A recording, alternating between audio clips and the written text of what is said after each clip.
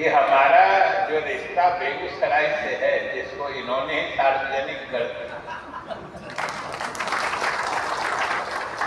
तो आप लोग भी अपने अपने से सोचिएगा कि बाकी किसी को तो आप नजरअंदाज कर सकते हैं,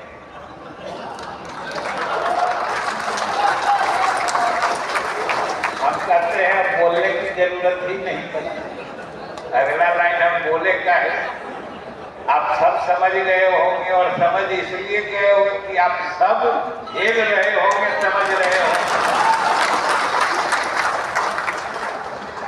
चीजें जिसको भग्नावशेष कहते हैं वो निकलते हैं, तो उसमें से ईंट पत्थर खपटे जो भी आता है, उसी को देखकर उसकी प्राचीनता का कितना पुराना है ये इतिहास है।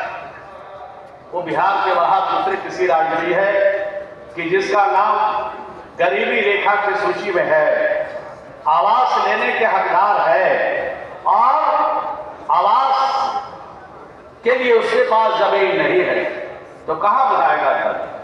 बिहार में जहां सरकारी जमीन है वहां 5 डिसमिल उसको जमीन देते हैं बिहार की सरकार को। लेकिन जहां जमीन नहीं है सरकारी, और जिस आदमी का घर जिस गांव में है वहां से हटना नहीं चाहता है, तो उसके लिए भी राज्य के खजाने से 60,000 रुपया हम लोग उस गरीब को जमीन खरीदने के लिए देते हैं। ये सारी योजना बिहार से बाहर किसी दूसरे राज्य के अध्यक्ष और पदाधिकारीगण भी यहाँ उपस्थित हुए हैं।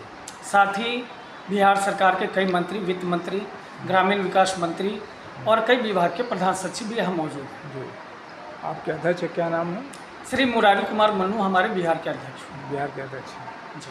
तो इस जयंती के ऊपर वो खास बात हम लोग सरकार को इस माध्यम से बताना भी चाह रहे हैं कि हमारा इतिहास बहुत पुराना है, और हमारे जो लाल ईंटें हैं इसका भी इतिहास बहुत पुराना है, और हमारा जो उद्योग है इस बिहार में ये मैन पावर से चलने वाला उद्योग है।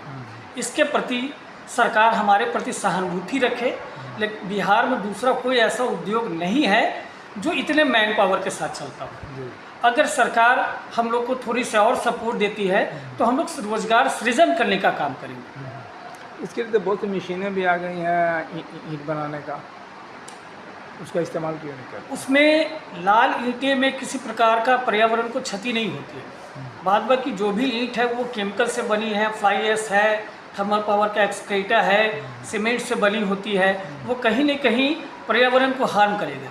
लेकिन ये जो मिट्टी है इसको सीधे सांचे में डाल के इसको पकाई की जाती है, इसमें किसी प्रकार की केमिकल का इस्तेमाल नहीं होता, जो पूर्व से भी लोग देखते आ रहे हैं। हमारा ख्याल है कि बिहार में इसके मजदूरों की कुछ कमी नज़र आती है। मजदूर की कमी आ रही है, उसके लिए कुछ टेक्नोलॉजी बढ़ रही है, जिससे कि मजदूर कमी होने के कारण हम लोगों को दिक्कत ना हो।